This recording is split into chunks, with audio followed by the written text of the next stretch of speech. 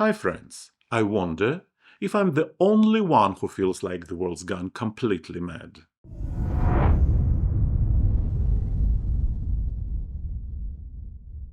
Scientists have made an important step forward in the fight against one of the most challenging issues in modern medicine, age-related dementia. According to the study published in the journal Neurology, the use of nicotine patches can significantly improve cognitive abilities in the patients at the early stages of dementia. The research was conducted by a team led by Paul Newhouse from Vanderbilt University School of Medicine in the United States. The study involved 74 volunteers, men and women with an average age of 76. All participants were experiencing memory and attention decline characteristic of early Alzheimer's disease. Over a period of 6 months, half of the participants received daily patches containing 15 milligrams of nicotine, while the others half received a placebo. The results turn out to be encouraging. Those who received nicotine showed a substantial improvement in attention, reaction speed, and long-term memory, which improved to nearly half of the expected level of their age. In the placebo group, cognitive functions continued to deteriorate. Researchers emphasize that a decrease in the number of nicotine receptors in the brain may be one of the reasons behind cognitive decline in dementia. And if this mechanism is confirmed in larger studies, humanity may gain a new tool in the fight against Alzheimer's disease. What matters most is not just the success itself, but its significance. Science once again brings hope to millions of families facing the illness of their loved ones. Yes, there's still a long road ahead filled with tests and further research.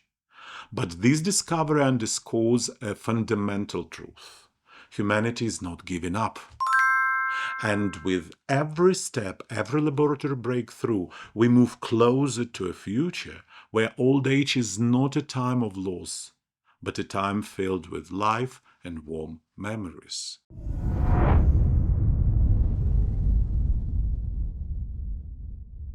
In one of Seoul's parks, the evening patrol is now handled not by a regular officer, but by a genuine ghost of law enforcement. A 170 centimeter tall 3D hologram with a stern expression appears after sunset to remind visitors, "We are watching you." South Korean police insist this is not just a light show, but a new level of crime prevention. The hologram developed by a company called Hologramica, of course, cannot detain anyone or put on handcuffs.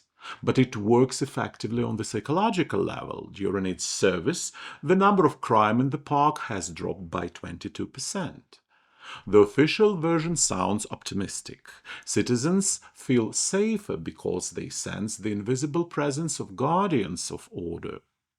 But local jokers are convinced that the effect has nothing to do with the sense of security. People simply stopped going to the park, unwilling to encounter the digital police ghost. After all, it's one thing to run into a patrol by chance, and quite another to find yourself under the unblinking gaze of a glowing hologram that never blinks and never goes to lunch. As a result, the Seoul Park has become a kind of testing ground for how far the idea of police are always nearby can go. If this experiment progresses further, it's quite possible that in a few years we will be greeted not only by virtual cashiers and delivery robots, but also by holographic guardians of order who will politely but permanently deprive us of the illusion of privacy.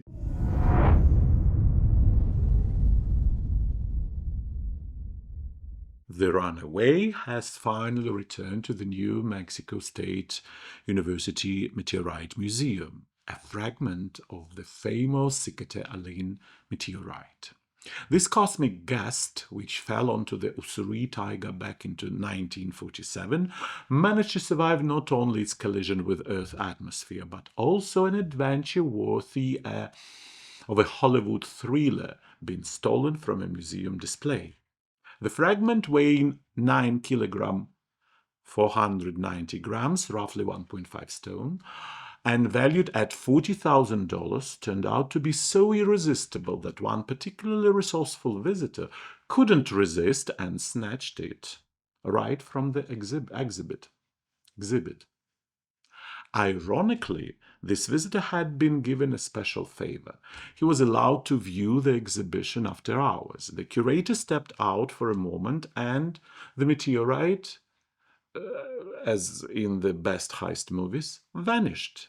Museum director Carl Ig noted that piece is important not only scientifically but also historically. Soviet researchers gifted it during the Cold War. Back then, it seems people thought about science. The story then grew even more absurd. The thief managed to sell the cosmic artifact to a Missouri resident for only $1,700. In other words, the man sold a rare fragment of the solar system for less than the cost of a used car. The new owner probably believed he had bought just a historic hunk of metal, but soon police and members of the International Meteorite Association returned the treasure to the museum.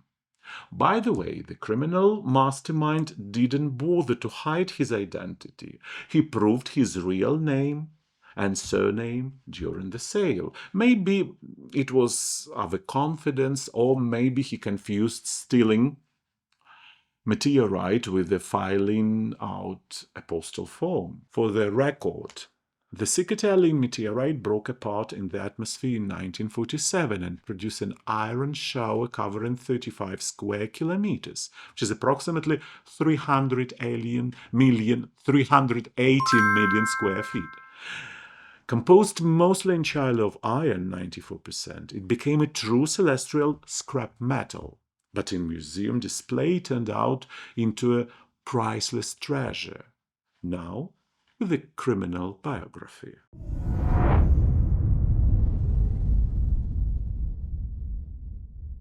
Singapore has once again proven that a person doesn't need politics or money to start a fight, just a couple of extra degrees of absurdity.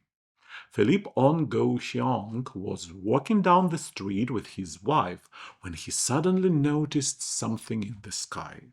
According to him, it was none other than Guan Yin Ma, the Buddhist goddess of mercy and compassion. The couple, jaws dropped, started snapping photos as if they were about to get an exclusive report titled Buddha Goes Live on Instagram. But the divine moment was abruptly ruined by a mere mortal, a delivery worker. The courier, like any normal person, decided to find out what kind of heavily clearance sale was happening above their heads. After hearing about the goddess, he peered into the clouds as well and saw nothing except the usual Singaporean sky. Disappointment turned into irritation. "You are probably scammers," he declared. Apparently, when you spend your days searching for strangers' apartments while carrying heavy packages, you no longer have patience for stories about flying deities. Philippe, however, decided that family honor was more important than heavenly peace and moved from words to action. Compassion and mercy, the symbol of Guan Yin Ma herself, stayed somewhere above the clouds, while on the ground a regular street scuffle broke out. By the time the police arrived, the instigator of the celestial combat had been detained, and the goddess of mercy, if she really was watching, likely covered her face with her hands. She definitely hadn't ordered this kind of disastrous PR campaign. The irony of the situation is that the deity of mercy allegedly appeared to remind people about compassion. Yet her biggest fan ended up proving that he still hasn't mastered basic earthly concepts like don't start a fight. What do you think about it? I'm really curious to hear your thoughts, my friends. Share them down in the comments. I'll be reading them all.